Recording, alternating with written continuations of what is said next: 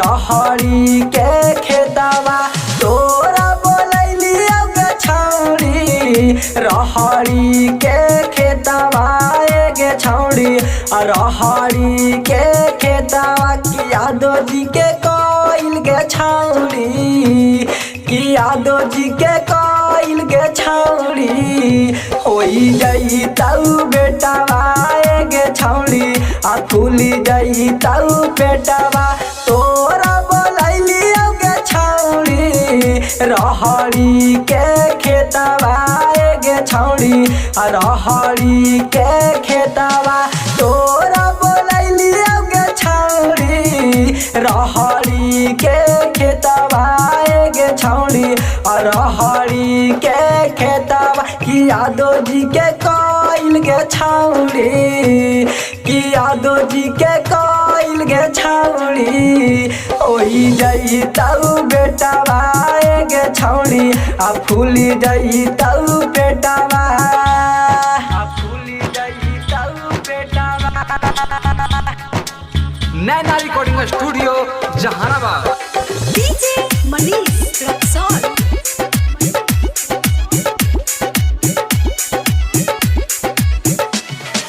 गाया से किन देबो छौड़ी जाइके टाबा लेटावा गे छौड़ी आ जाइके टाबा लेटावा गाया से किन देबो छौड़ी जाइके टाबा लेटावा गे छौड़ी आ जाइके टाबा लेटावा की यादव जी के कोइल गे छौड़ी की यादव जी के कोइल गे छौड़ी होई जाई तऊ बेटवा गे छौड़ी आ होई जाई तऊ बेटवा आ होई जाई तऊ बेटवा।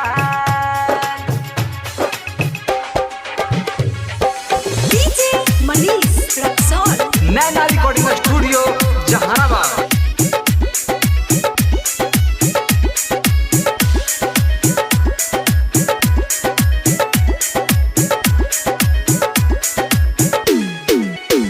तोरा घुमाई गे छौड़ी दिल्ली इंडिया गेटवा गे छौड़ी आ दिल्ली इंडिया गेटवा तोरा घुमाई गे छौड़ी दिल्ली इंडिया गेटवा गे छौड़ी आ दिल्ली इंडिया गेटवा की यादव जी के कोइल गे छौड़ी की यादव जी के कोइल गे छौड़ी होई जाई तऊ बेटवा गे छौड़ी आ फूली जाई तऊ बेटवा।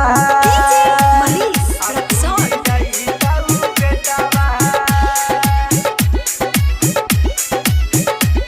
Naina recording studio Jehanabad.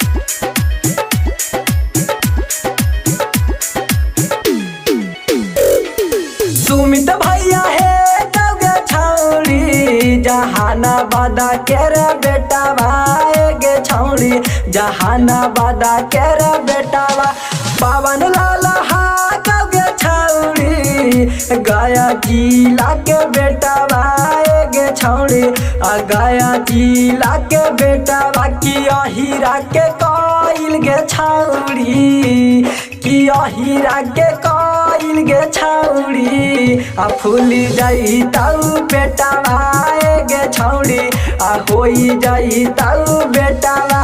नैना रिकॉर्डिंग स्टूडियो जहानाबाद।